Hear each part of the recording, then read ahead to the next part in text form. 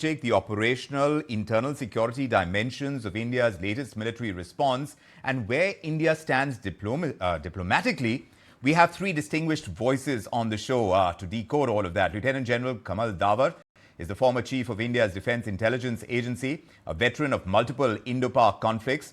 Joining him is Dr. Rajan Kumar, Associate Professor at the School of International Studies at JNU. And Dr. S.P. Vaid is also with us. He's the former Director General of Police for Jammu and Kashmir. With decades of experience, he's tackled cross-border terror and internal security. It's great to have you all, gentlemen. Lieutenant General Dawar, you've seen wars. You've seen wars from 1965 to Kargil. Tell us how differently you're seeing Operation Sindoor so far, where India now is targeting even Pakistani air defense systems, and that includes one near Lahore. I'm not sure if this is the furthest India has gone in recent years in targeting military assets inside Pakistan. Maybe you can tell us. But what message is this sending to Rawalpindi, sir? First of all, thank you for getting me here to your channel, and my Jai Hind to all your viewers and the entire country. And I'm sure in the coming days, it will be very clear that it is truly Jai Hind, victory to India, because India is not only strong, but always follows human values to the core and ancient traditional soldierly values, because we don't strike at unarmed people or civilians and things like that. Now, all this I attribute to these personal ambitions of the jihadi general, General Asim Munir, who's at the moment in command, not only of his army, but of his country. Now, all this has started, this crisis, which was really avoidable, not required, on the 22nd, when these people, terrorists planted by Pakistan, struck and ruthlessly murdered in cold blood 26 unarmed civilians, tourists really. And I'd like to ask General Asim Munir, when he speaks provocatively of the two-nation theory or Hindus and Muslims being different people and this, that, and the other, when he talks about this, somebody should ask him, the general, please tell us which religion, including yours, allows the murder of innocent, unarmed people. Now, having said that, coming to your question and the point you have raised, very pertinent, the fact remains that in the coming days, it was going to be, the next 48 to 72 hours, it'll be clear as to which way the current situation between India and Pakistan is heading. India naturally had to go on a proper response, and we responded 2 days back or a day and a half back when we went in in a non-escalatory option. We went in only to hit the terrorist camps or the terrorist infrastructure at 9 places, and I'm given to understand that nearly 70 terrorists have been killed. We never went for any civilians or even military targets. But General Asim Munir is now totally looking at his own salvation and his own selfish ambitions, and he is letting his country down totally. And in the next few days, if he escalates for no rhyme or reason, then I think he doesn't know what is coming as far as country's future is concerned. And that is where India must make an appeal to the Pakistani people that, look, we respect you as a sovereign nation, but we will not tolerate terrorism whatsoever. And if you continue persisting with terrorism, exporting terrorism, and doing all sorts of things which are not supposed to be done, we'll come against you in a very big way. And I think India in the last 2 days has also shown, and as you just mentioned about the air defense measures which the Pakistanis have taken, we have knocked them off the ground. India is strong, India is fair, India is human. But somebody in Pakistan must realize that they are confronting a very strong neighbor who actually doesn't want any war. So I would hope that General Asim Munir gets some wisdom in his head, and he's at the moment thinking that he'll be the next Ziaul Haq. And what did Ziaul Haq do? He didn't bring any peace or Right. prosperity to his country. He started, as far as we were concerned, the Right. infamous K2 policy, the Right. Khalistan and the Kashmir policy. And where did it lead him? Nowhere. Correct. So Pakistan, I'm really surprised as an ordinary citizen of the subcontinent, that why do they persist in following a myopic, totally short-sighted and self-destructive Right, policy sir. as vis-a-vis India? So I hope his friends in the world like Absolutely, sir. And Turkey it's not ready to accept. or It's not ready to mend its ways. And that point that you brought about the fact that it stated that Indian strikes killed civilians. Well, that lie has also been busted in today's External Affairs Ministry briefing. Let me come to you, Mr. Ved. Taking that point forward on on India's capabilities of neutralizing air defense system in Lahore, how significant of a strike is that when it comes to exposing Pakistan's vulnerabilities?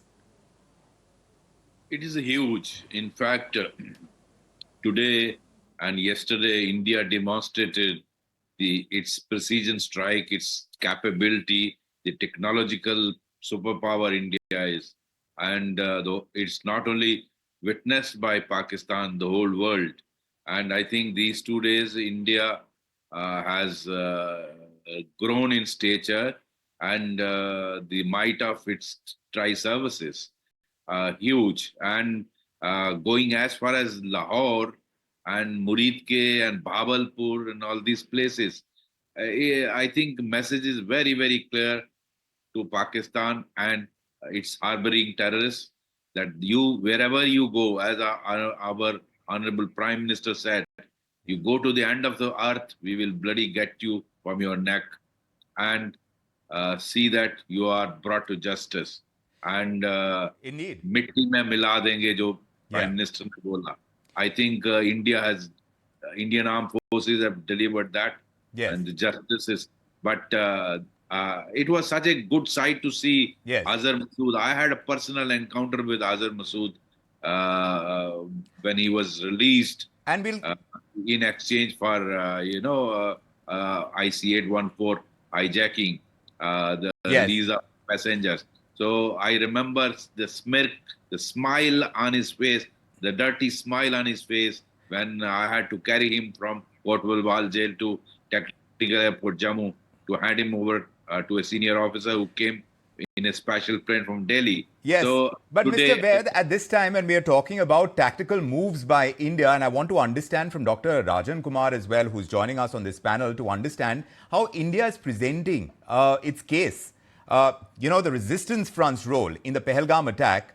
Why do you think Pakistan is still managing to avoid being named or isolated in multilateral forums like the United Nations Security Council? I understand that Marco Rubio has spoken with the Pakistani Prime Minister. But tell us, how much pressure is actually being built on Pakistan right now, sir? Thank you for having me here, Vikram and Sumita. And there's too much of pressure on Pakistan at this moment, both internal and external pressure, let me tell you. And that Pakistan does not know how to deal with this kind of situation. It's under attack internally in Balochistan and a lot of other areas, but also externally because of, now India is putting pressure through its military and diplomatic means. So far as your question of diplomatic isolation, etc., or putting pressure on Pakistan is concerned, let me tell you that Western opinion is building up in favor of India without any doubt. If you follow some of the channels, so some of the ministers of Pakistan, they were interviewed and they were thoroughly exposed in their interactions. They had to admit, very subtly, they had to admit that Pakistan is a victim of terrorism and Western countries, etc. They blamed. They are in denial. They do not accept that that terrorists are operating from the region, and they are the cause of instability in entire South Asia, be it Afghanistan, Iran, and also India and Bangladesh. So Pakistan is thoroughly exposed.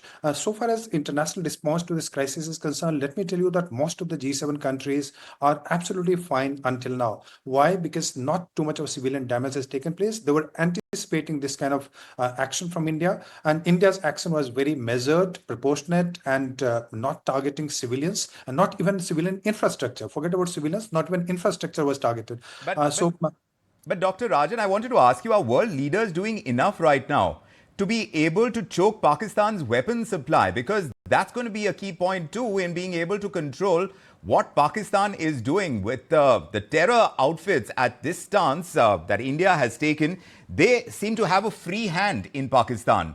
But when it comes to weapon supply to Pakistan as well, it's an important piece for world leaders to come down heavily on the country, don't you think? Some of the countries have done it. For instance, Trump stopped the supplies to Pakistan for some time, saying that that unless until you stop this act of terrorism or supporting terrorism, will not supply weapons to Pakistan. But the main problem today is that the world is not united. Let me tell you that the world is also divided.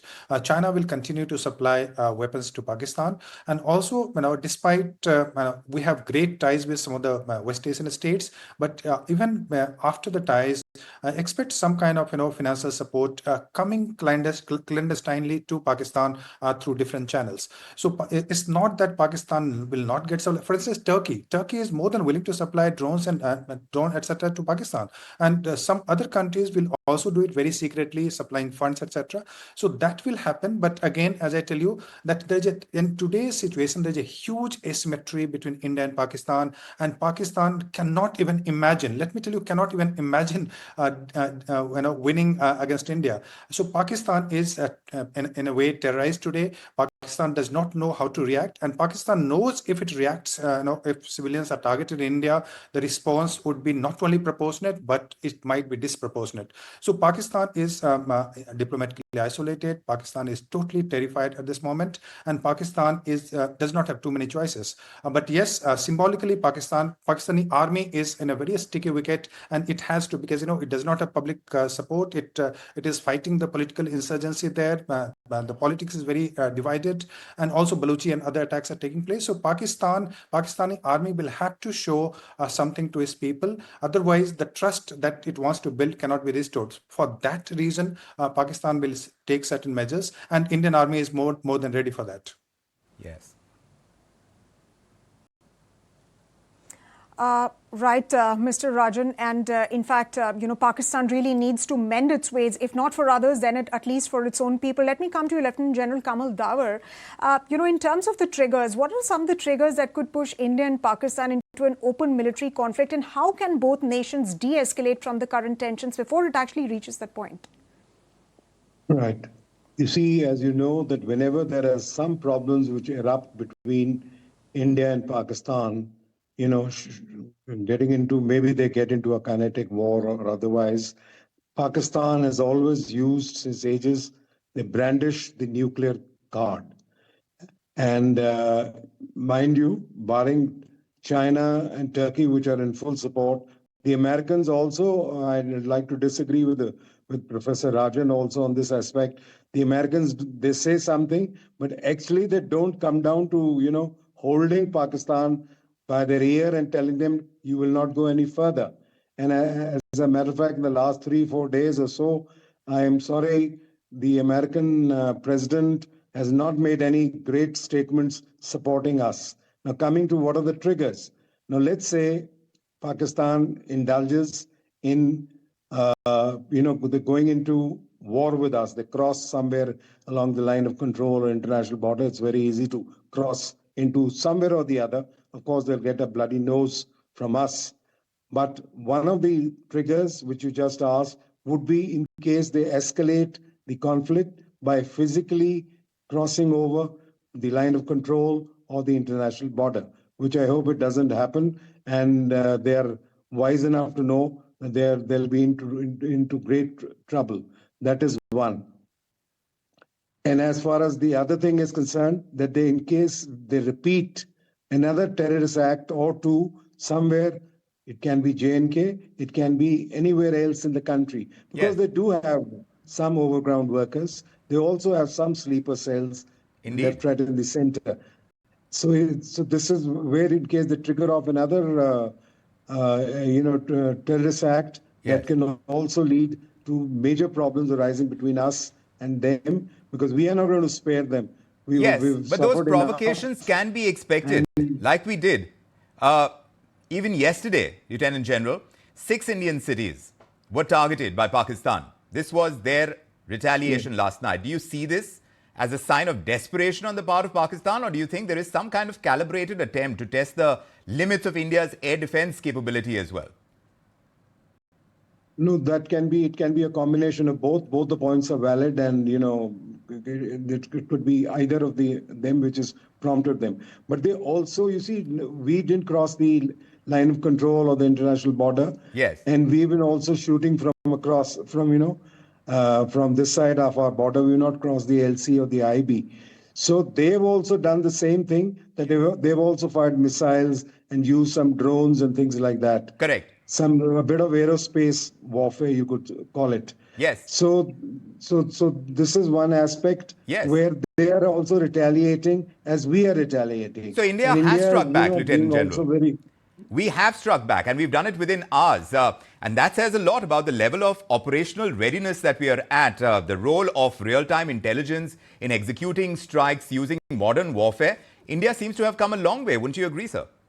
Absolutely, and that is what warfare is all about. You see, the contours of warfare keep changing, and we cannot be training to fight the previous war. You have to look ahead. And as luck would have it, technology is racing so fast ahead that it is not funny. So you have to, amalgamate your tactics, your strategies with the latest in technology, and above all, of course, what the enemy has or he doesn't have. This is what comes in your SWOT analysis, the strength, weaknesses, opportunities, and threats which come into play. And that is why you have to be constantly training yourself and gearing yourself up for any this thing. And as far as India is concerned, since we have a two-front war, credible two-front war, we have to ensure that all the constituents of comprehensive national power are kept updated, and we are, up to the mark. Yes, and that is where our country, and I plead, just let me finish kindly, and I plead to all the people who are in power and who will be in power, for God's sake, please don't let down the armed forces, equipment, and things like that. Very important. So that, because if you are good, if you're strong, then you will be economically also, you will develop. So one big threat right now, we are hearing from the Pakistani army as well, that speech being given by the army chief, highly provocative, and how important this is, this information warfare that is playing out, that's a big threat too, and all the perception management in a conflict like this. How do you separate the wheat from the chaff? Dr. Rajan Kumar, do weigh in on this when it comes to information and how it is spread in a time like this. For India to be able to control that, how well do you think India is doing it as opposed to Pakistan's strategy? I think this is extremely important, Vikram, for simple reason that today's war, the way we have witnessed, I've been following Russia-Ukraine war very, very closely. I teach a course also on Russia. But this war, today's war is not just about, the military winning and defeats. It's also about winning the narrative. And that narrative is very important. Pakistani social media channels, the misinformation which is being sent across the world. So we'll have to counter that. Luckily, we do have our own mechanisms to counter that kind of narrative. But what I'm trying to say that, in today's context, you cannot control the social media, but at the same time, you can create a very powerful narrative that has to be done diplomatically, that has to be done through media, and we need to counter the misinformation. Say, for instance, a CNN, Pakistani minister quoting a CNN through French source, and then Global Times reporting that that Indian aircraft was shot down. Just imagine the kind of misinformation which is being provided Pakistan, and Pakistan in the process got thoroughly exposed because we countered that kind of narrative very powerfully. We countered that, and what they were showing was ridiculous. It was some kind of drone from somewhere, nobody knows where it went from, but that narrative is very important. Narrative is about the kind of attacks which are happening, narrative about some of the misinformation which is being provided by Pakistan, that civilians etc. were killed, the kind of the credits which they are taking for shooting down Rafale etc. So that kind of misinformation has to be countered, and I think we have capability to counter narratives from Pakistan. Right, and Dr. Rajan, we are countering that rather well in terms of how the IT ministry is looking at deactivating some of these sports and, of course, flagging them on several social media platforms. We also have our cyber capabilities building up to act against and to thwart any cyber attacks on India's critical infrastructure as well. But let me ask you one more question. Let me take it from where you left on, building global pressure on Pakistan and, of course, cutting the weapons supply. Now, it's also about perhaps that Pakistan's allies like Iran, China and Turkey, they need to finally be vocal against terror instead of aligning along religious lines. And, weapons supply, cutting weapons supply is a thing which will come in later. But at least for Pakistan's allies, which have, supported it, even when it comes to terrorism, they need to speak against terrorism and they need to be more vocal against, vocal on condemning these acts. Well, let me tell you that India and China, they agree on a terrorism of a different variety. For instance, when it comes to ISIS, Al Qaeda, etc., they do agree that these are terrorist organizations. But when the BRICS meeting, etc., takes place, Pakistan does not allow China does not allow the Pakistan originating terrorist to be branded as terrorist organization, despite the fact that United Nations Security Council that has proscribed many of the Lashkar-e-Taiba, Jaish-e-Mohammed, etc. as terrorist organizations. But China will never agree to that. Let me tell you that China is also a victim of terrorism in the province of Xinjiang, etc. But even after that, because China is, China has set up a broader goal against India. The goal of China is to halt the economic progress of India. Why? Because India is the country which is growing for the last several years, and this is kind of hurting the broader Chinese sentiment of growth, etc. So China would like to create a situation through terrorism in Pakistan or through other means where it would like to create a situation of conflict between the two countries and using Pakistan as a proxy. We have to be careful about that. But so far as Iran is concerned, Iran does not have good ties with Pakistan, and Iran, we can easily convince Iran not to take a very pro-Pakistan kind of position. Yes, they will speak on the issue of Kashmir, etc. But beyond that, Iran is not willing to support Pakistan because they have their own border issues. Other countries. Yes, go ahead. Yeah, but let me tell you that what is happening now. At this moment, all the G7 countries, Western countries, most of the countries, they are thinking that what happened was anticipated, expected, and India has a right to defend itself. Things will change, as Sir was pointing out, our co-panelist, that things will change gradually when there is a civilian casualty later. Things will also change when Pakistan is on the verge of being defeated and Pakistan starts rattling with its nuclear weapons, etc. And the Western countries are extremely worried about the use of nuclear weapons. So that is the time when international opinion will change. But I think that's far away, and we should not go into that. If that is far away, but what about the present? There is aid that's going across to Pakistan, Dr. Rajan Kumar. How do you control that? Because what is the guarantee that some of that aid, say from the IMF, the International Monetary Fund, is actually not being used by Pakistan to fund terror that really affects us in such a deep way that we are at this point? Well, I think IMF's meeting is tomorrow where Pakistan has applied for some loan and that will be discussed. But let me tell you that in international organizations, there is no unity. And most of the countries which control the Western organization, be it IMF, World Bank, United Nations Security Council, as you know, most of the countries are West, and also China plays important role because of its economic clout today.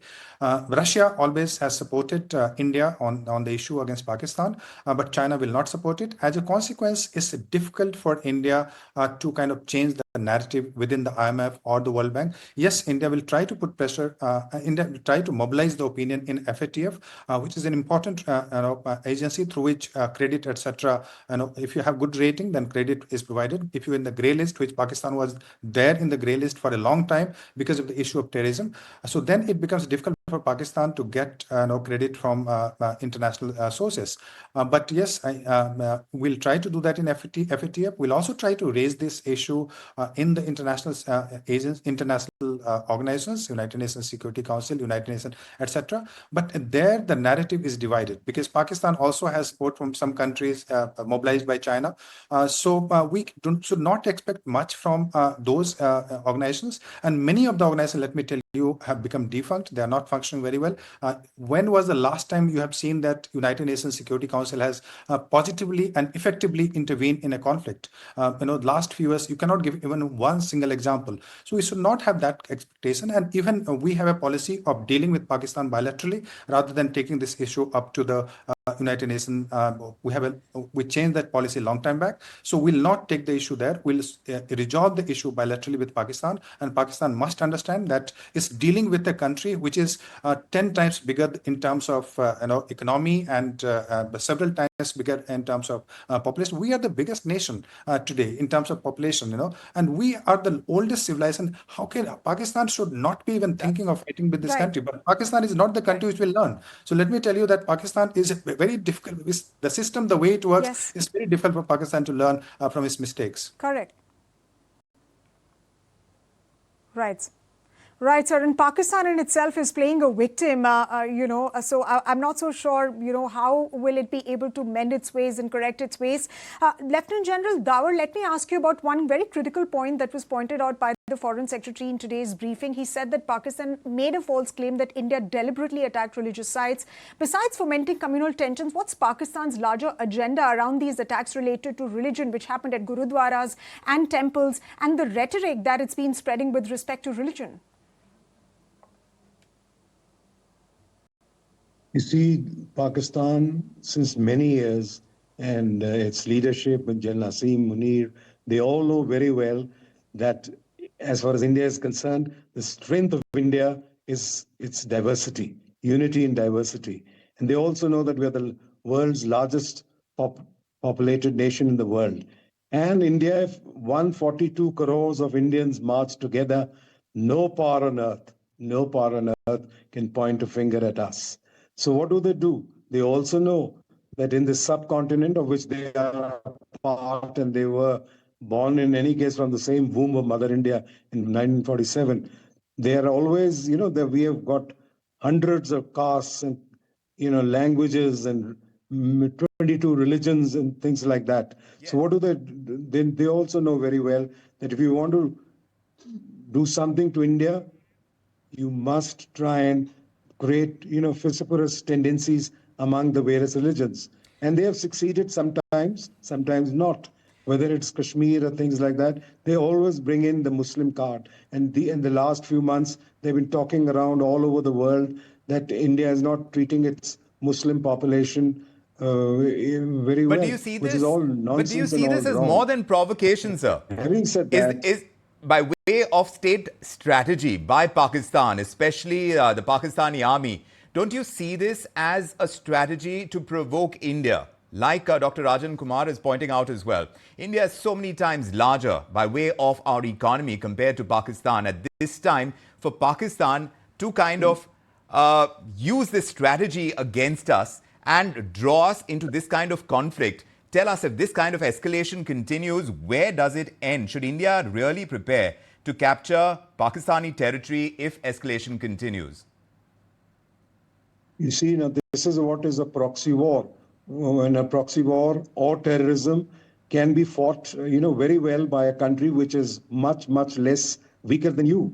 So what happens is, that is why they're trying to create problems within the communities within in India. What did Zia-ul-Haq do? He started his infamous K2 policy. He knew that the Sikhs are the strength of this country, and he said, "Let me try and see what I can do to brings the Sikhs away from the Union of India, the commonality in values and things like that." So he didn't succeed, of course, and they'll never succeed. So they also know that India's got more Muslims than Pakistan has. We have 20% Muslims population, a huge number. So they're trying to influence them by whether it's through madrasas or things like that, or wrong propaganda, and telling them, and that is why they foment communal riots within India. They've got people within India who try and who are on their payrolls, who try and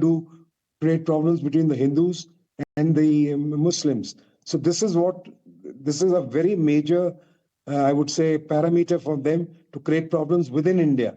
But India has succeeded in all this, and as long as we ensure that our governance is fair, and everybody, we treat each other equally, I mean, there is, India will succeed. And I'll tell you something from personal experience. I have commanded a unit which was all India, all classes. And we had a JCO known as Risalda Major Ayub Khan, and he was a Veer Chakra against the Pakistanis in 1965. And as he was leaving, and he's the same gentleman who Prime Minister Lal Bahadur Shastri said कि अगर Right, sir. Pakistan के पास अयूब है तो हमारे पास भी एक अयूब खान है. And this was the Risalda Major. You know, Risalda Major, if you, I don't know whether you're aware of the army thing. Yeah. You know, he's the senior most other rank in a unit. And as he was leaving, Right, sir. he told me on his retirement Right, sir. कि हजूर आपने मुझे मंदिर में भी खुदा दिखा दिया. So, you know, you reach out to the Muslims, they'll die for you, they'll die for this country. They're Right, all sir. very good, they're very brave. The only thing is we have to ensure fairness, which there is in India. Let there be no doubt on it.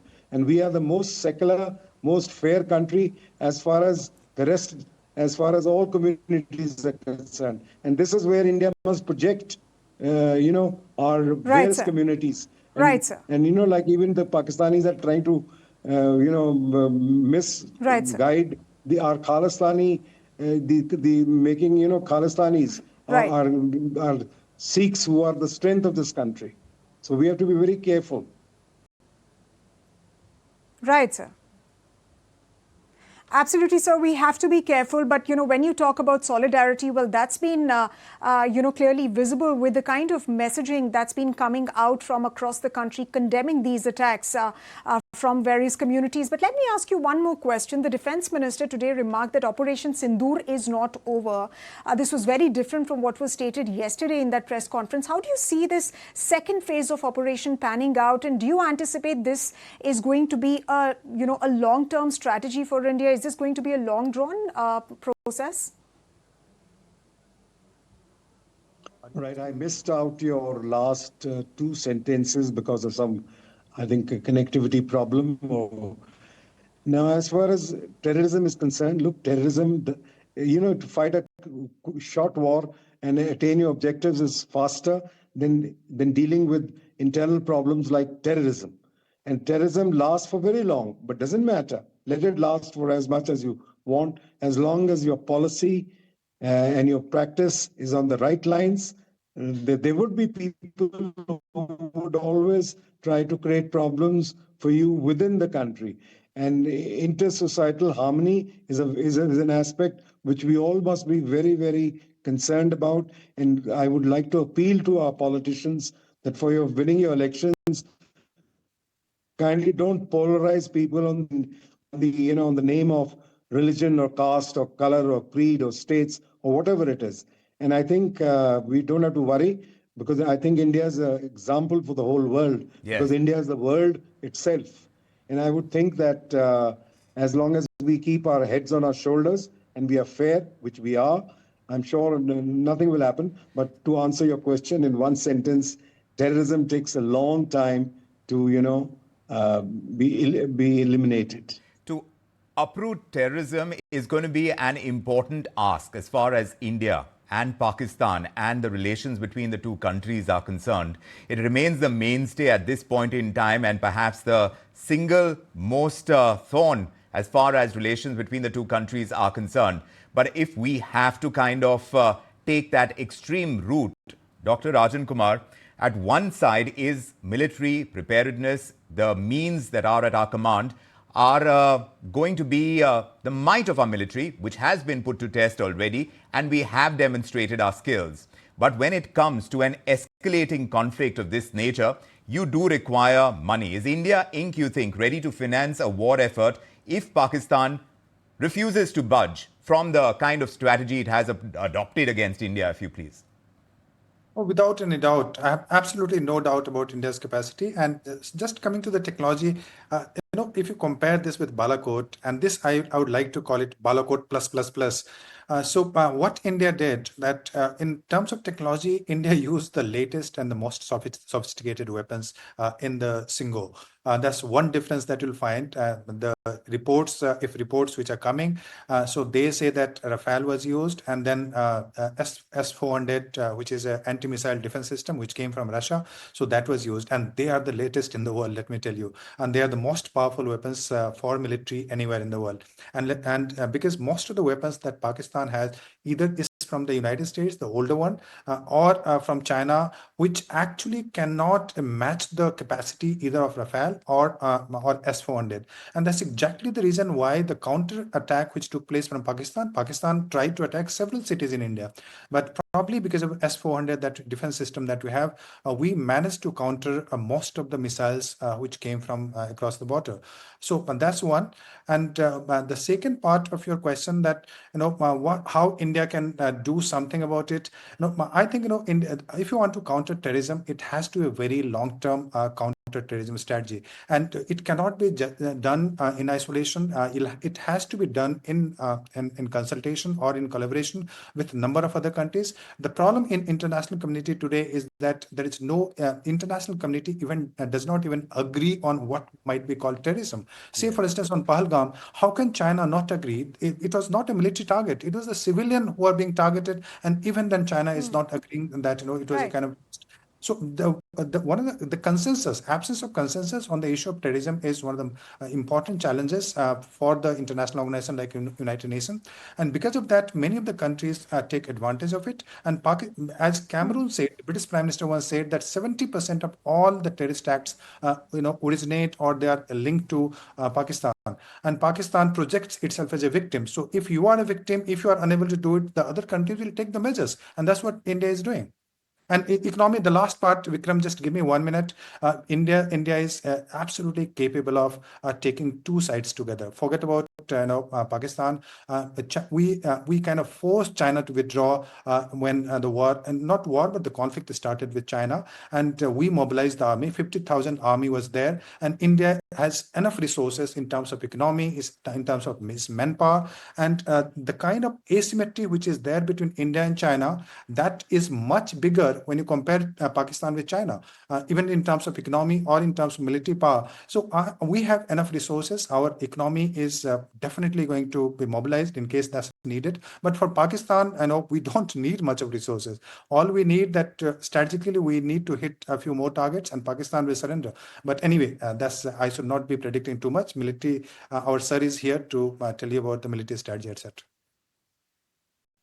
Weighing in on the strategy militarily, but at this time, as far as the MEA is concerned, they're saying that Pakistan is using all these religious sites to spread terror, even targeting a Gurudwara, like my colleague pointed out. That tactic seems to be dangerous. And as far as Pakistan is concerned, it is not backing up at this stage, despite India's response. So, to this level, where India is saying that, look, we need to de escalate as well. How important is that piece going to be to send out the right messaging, Dr. Rajan Kumar? Can you just quickly repeat it? Because I was thinking that you're not asking me. Yeah. No, Dr. Rajan Kumar, I'm saying as far as Pakistan is concerned, it is not at this level, at least, for the kind of retaliation that we've seen from the Indian side. Pakistan is not really stepping back in terms of its measures that it has taken, the kind of information warfare that is taking place right now. If India has to counter that in a measurable way, in a way that is most effective at this stage, what do you think we need to do outside the military responses? I think Pakistan will not backtrack at this moment because Pakistani army has completely lost its credibility. It has lost its face. Pakistani army, let me tell you, at this point of time is not trusted by at least 50% of the population or more than 50% of the population in Pakistan. Why am I saying this? Because Imran Khan, the main opposition leader, has been arrested, and there was a kind of conflict between Asim Munir, the military head, and Imran Khan, and that's exactly the reason why he was sent to jail. So in that situation, I think if Pakistan does not kind of retaliate or take any action, which would largely be symbolic in my view, but Pakistan is under immense pressure from its own populace to take certain measures against India. What other things can be done by India? So I think there are several other options. Let's not get into that.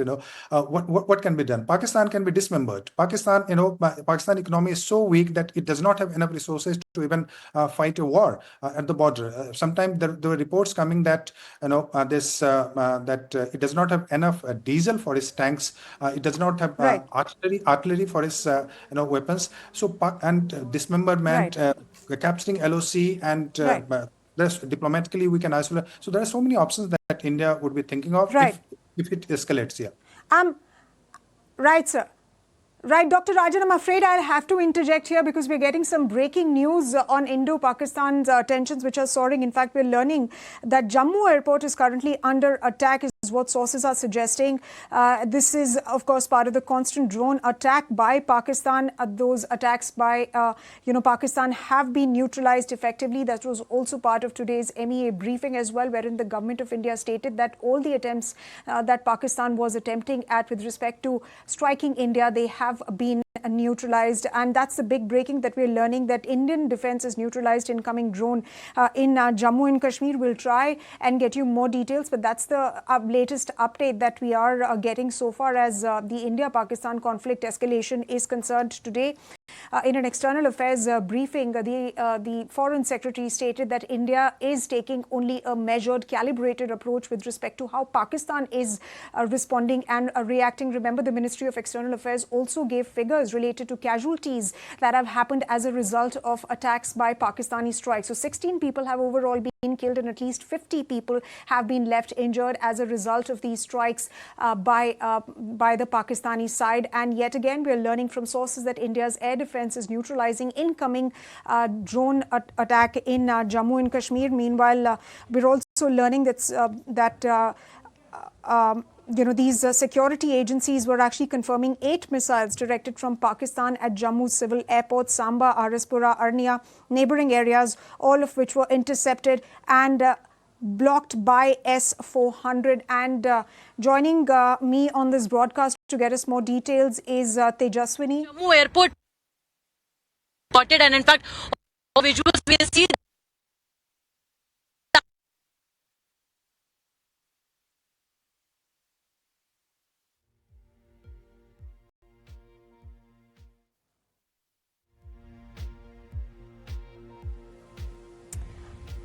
All right, we seem to have lost that connection with my colleague Tejaswini, who was getting us more details from on the ground with respect to this another attack that was attempted at Jammu airport. We're learning that Indian air defense has neutralized that incoming drone in Jammu and Kashmir. In fact, India's air defense S-400 got activated. Security agencies, sources within security agencies are also confirming that 8 missiles that were directed from Pakistan at Jammu civil airport, those have been intercepted and blocked by S-400. Remember, this is in the latest series of attempts that Pakistan has been trying to make, especially as far as India's civil population is concerned, and of course, airport infrastructure is also concerned. And of course, the External Affairs Ministry was also stating that there was an attempt today at striking military capabilities of India as far as that is concerned as well. So Pakistan is targeting Jammu airport now, but all its attempts have been effectively neutralized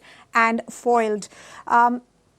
Samba, Arispura, Arnia and neighboring areas, these were targeted, and of course these attempts were intercepted and they were blocked by S-400. So that's the latest that we're learning so far as the latest in Indo-Pakistan tensions is concerned. Explosions were heard in Jammu, air sirens were sounded. In fact, there was complete blackout as well, and Jammu airport has now been on the target of Pakistan. And of course, that attempt has been neutralized. Pakistan targeting Jammu airport, but Indian air defense is actually neutralizing and has neutralized incoming drone attack in Jammu and Kashmir. We'll try and connect with our reporters to get you more details on what's happening so far as this breaking story is concerned. But what we're learning is right. So India's air defense is neutralizing incoming drone in Jammu and Kashmir. And let me go back to our guests and we'll try and connect with our reporters in a short while from now whenever there is network availability. But Lieutenant General Dawar, we were just talking about the fact that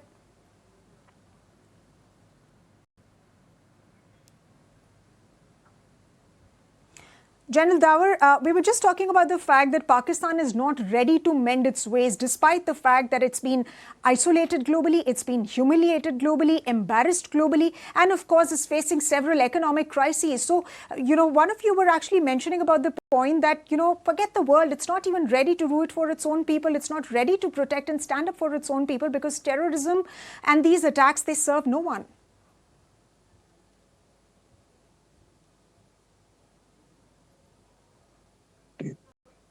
You finished with your question? Yes, sir. Yes, sir. Have you finished with your Lieutenant General question? Dawar, go ahead. Okay. Yeah. Two things. One, you see what happens is in today's world or otherwise, you will find that all countries only pursue their own selfish interests. All this great talk about democracies and values and all, it's good to listen to them and applaud. But when it comes to the crunch point, what happens is that most countries they are only pursuing their own interests. That is number one. Number two, as you were talking, I also got a little intercept that Jammu airport has also been targeted, and Pakistani drones have also been targeting some places in Jammu city. Now, what happens is that India never started targeting, I'm talking of the current conflict, India never targeted any of the military installations also, apart from not targeting any civil this thing. We only went in for the terror infrastructure. But Pakistan has insisted yesterday and today and just now also that they are coming in to targeting to targeting military assets of India, which means that they are definitely on the wrong path. But the fact remains that they have also made up their mind, and so I think we are going to have a long, drawn-out battle with the Pakistanis, and India will ensure that till the Pakistanis are not taught a proper lesson, we will also carry on. So I think as all these, what all you channels are saying, how long will it last and what will happen, things like that, I think the answer is very clear. The Pakistanis have shown their hand, and it is now for India to show its hand, unitedly and very strongly. Indeed. So when you see these sustained drone attacks, at this time I'm learning that both Jammu and Vaishno Devi have been blacked out. The kind of drone attacks that we are talking about, Lieutenant General, if you can talk us through them, about how potent they are and how strong are India's defenses to take them out as well. If you can put that in context from a military perspective, Lieutenant General Dawar. Now, we are going into details which are not best discussed in the public domain. The fact remains that drones are there. The Pakistanis, as you know, have got the Bakhtiar, which is a Turkish drone and is supposed to be a good drone. And we have also got our air defense, proper air defenses, and that's why we shoot down most of their whatever whenever they try to do any mischief. So let's see what happens. They will be trying to inflict some casualties on us, inflict some destruction, and we will ensure that before they can do that, we shoot their drones out. So let's leave it at that.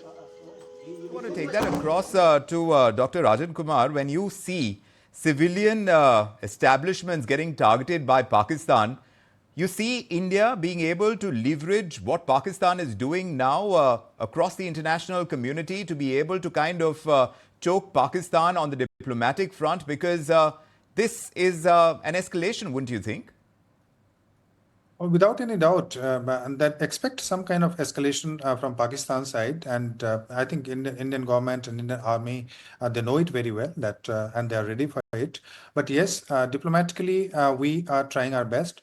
We are communicating the several messages that are being sent from India. Number one, that we are united as a country.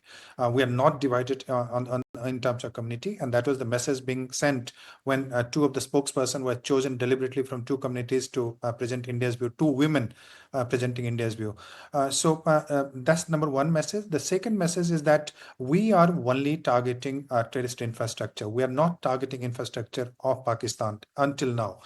and definitely not civilian. So that message is being conveyed very sincerely by Indian the spokespersons or Indian diplomats throughout the world, and also through media and through other things, that we are taking actions, but is measured and proportionate. So those are the things that we are conveying to the international community. But again, we are also saying that because if you do not take any action against terrorism, then this kind of act, this kind of insidious act will continue taking place, and that's why India was under pressure. It was a compulsion for India. There was no other way India could have reacted. What was the option for India? You keep attacking and expecting that India will not do anything. That is not going to happen. So the international community knows it, and we have largely managed to convince it. Yes, we have to save the narrative. We have to counter the narrative which is being propagated by Pakistan in the Western media, that civilians are being targeted. Yes, no, we are not targeting civilians, and we have to provide our own narrative and proof to the Western countries and the media, and also that we are not for escalation. And in the very first statement which came from Secretary of State, India's external secretary, this Vikram Misri, he said very clearly that we are concerned. We are concerned we are concerned only about the targeting the terrorist attacks. But what is happening in Pakistan is very interesting, and we need to kind of show that to the entire community, into the international community, that even when the a terrorist is being killed, that terrorist is giving in the funeral, if you see, the entire army is saluting the terrorist. If there is a civilian death, so why the entire army is saluting and providing kind of honor which is given only to the army personnel? So that shows that Pakistani army has a very close nexus with the terrorist groups. What they are calling it civilian, they are not civilians, certainly not civilians, and that kind of narrative has to go from India to the Western India, and also to the Western governments. And we are trying to do that, but again, some of the Western medias, they're still asking for some kind of proof, etc. So we gave the proof in Pahalgam. We gave the proof in 2008 Mumbai attack. But what happened to that proof? Did Pakistan take any action? So Pakistan Has not taken action, but international community has also not stood up as far as India is concerned to be able to kind of put Pakistan in its place, something that is the need of the hour, something that may not have led to the kind of conflict that we are seeing right now. And as far as warfare is concerned, and I want to take that across to Lieutenant General Davar, do put that in context for us, because right now we are seeing these drone attacks. We are seeing these air defense systems that are at play, but both sides are staying within the LOC on their respective sides. How soon do you think that could be crossed? Because this seems like an escalation, doesn't it, to you?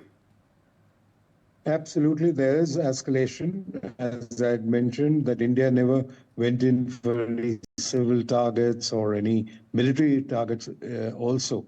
And now they have the gumption to come to Jammu city and the Jammu airport, which is a civil airport. So of course it's escalation. And the fact remains, you asked, why doesn't other countries of the world and all do this? As I mentioned to you, I'm sorry, don't mind it, please. It's being very naive. In today's international politics, friends are friends as long as you are, helping each other in some way or the other. You're buying some equipment from them or from these countries. Otherwise, they all pursue their national interests, and the global organizations are of no value. Haven't you seen this in the Ukraine-Russia war or the Israel and Hamas war? It's very clear. Every country follows its own path. And that is where I mentioned in about a half an hour back when we started this discussion, that I personally, and I'm no expert, okay, you can correct me and I hope I'm wrong. I was a little surprised as how or why President Trump and the United States are not coming in a very big manner to, pull Pakistan's ear. They know everything. They've got all the intelligence and things like that. And cantonment area was